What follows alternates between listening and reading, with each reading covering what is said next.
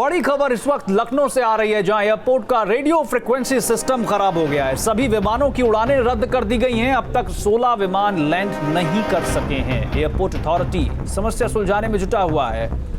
20 उड़ानें अब रद्द कर दी गई हैं और कुछ ऐसी उड़ानें हैं जो कि डाइवर्ट की गई हैं, जिन्हें लखनऊ एयरपोर्ट में लैंड करवाना था, लेकिन उन्हें डाइवर्ट किया गया है। सभी फ्लाइट्स को अब एयरपोर्ट की तरफ डाइवर्ट किया जा रहा है।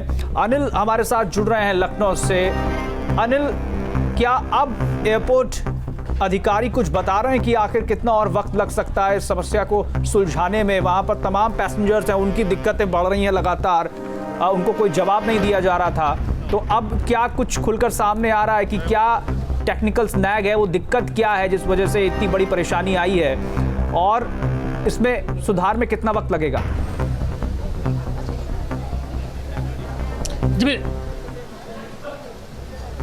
बिल्कुल, 3 घंटे से ज़्यादा का वक्त हो गया है रेडियो फ्रीक्वेंसी सिस्टम को ख़राब हुए, और यही वजह है कि लखनऊ एयरपोर्ट पर जहां पर 24 घंटे चहल पहल रहती है, वहां पर अब सन्नाटा पसरता जा रहा है, क्योंकि लोग अपने घरों की ओर वापस जा रहे हैं।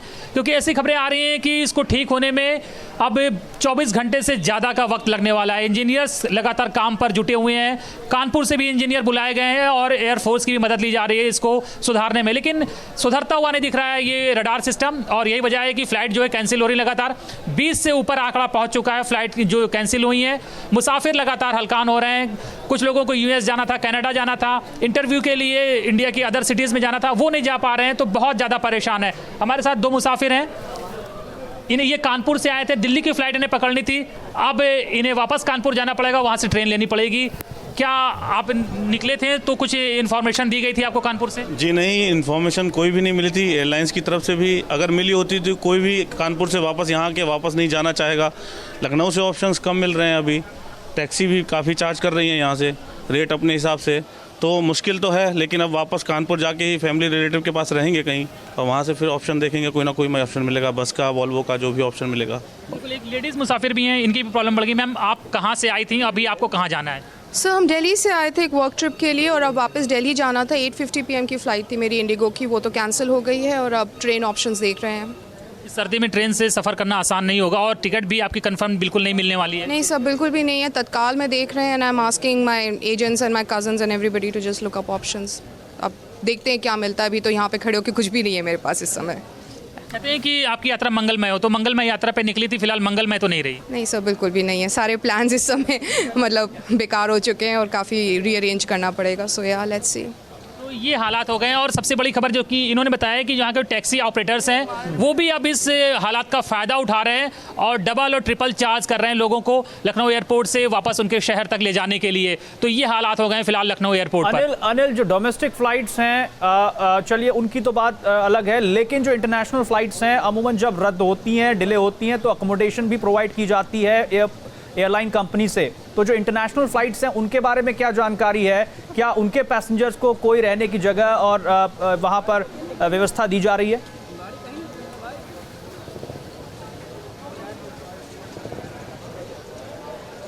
जी बिल्कुल, हम अभी जहाँ पर खड़े हैं ये डोमेस्टिक एग्जिट है, और उसके ठीक बगल में यहाँ से लगभग 100 मीटर दूर पर इंटरनेशनल एग्जिट है। तो यहाँ पर तो फिर भी कुछ लोग दिख रहे हैं डोमेस्टिक एग्जिट के पास, लेकिन इंटरनेशनल एग्जिट पे बिल्कुल ही सन्नाटा पसरा हुआ, वहाँ कोई नहीं है। और लोग यहीं पर ATC कंट्रोल का रूम भी यहीं पे है, और वहीं पे जानकारी लेने के लिए आ रहे हैं, लेकिन जैसा कि उनका कहना है कि कोई जानकारी नहीं दी जा रही है। और जो फ्लाइट कंपनियाँ हैं वो अभी उनके टिकट तो कैंसिल कर दिए, लेकिन वापस उनको 10 दिन बाद के टिकट जो है वो प्रोवाइड करा रही हैं, जिससे कि उन्हें बहुत दिक्कत हो रही है कि 10 दिन तक उन्हें इंतजार करना पड़ेगा।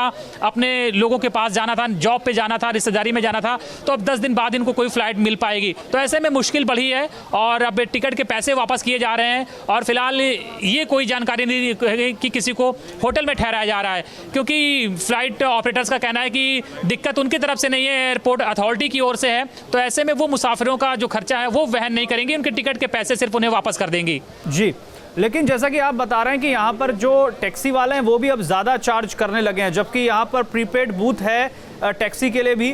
तो फिर ऐसा क्यों हो रहा है वहाँ पर?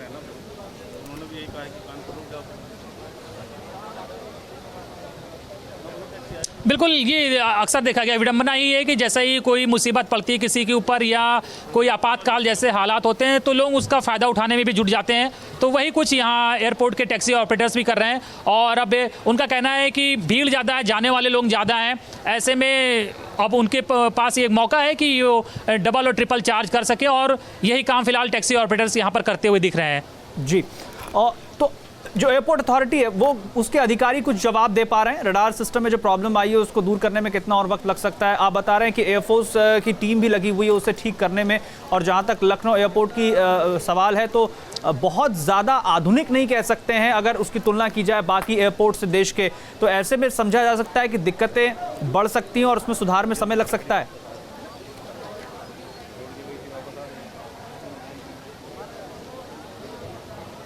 बिल्कुल, लखनऊ एयरपोर्ट का कायाकल्प पिछले कुछ सालों में हुआ है और यहाँ पर अत्याधुनिक सुविधाओं का यहाँ पर व्यवस्था की गई है, लेकिन अभी जैसा कि हमारी एयरपोर्ट अथॉरिटी के डायरेक्टर से बात हुई है, उनका कहना है कि हमारे इंजीनियर्स कंटिन्यू काम कर रहे हैं रडार सिस्टम को ठीक करने में और उन्होंने कहा कुछ घंटों में इस पर काबू पा लिया जाएगा। लेकिन जैसे हमारे अंदर के सोर्सेज बताएं इसमें 24 घंटा से ज़्यादा का समय लगने वाला है और शायद 17 तारीख तक लग जाए इस रडार सिस्टम को ठीक होने में, क्योंकि बड़ा फॉल्ट बताया जा रहा है और इंजीनियर्स जो हैं वो बाहर से बुलाने पड़ेंगे। तो अभी फिलहाल यहाँ पर टाइम लगेगा और शायद ये जो मुसाफिर दिख रहे हैं धीरे धीरे यहाँ से बिल्कुल ही सब चले जाएंगे।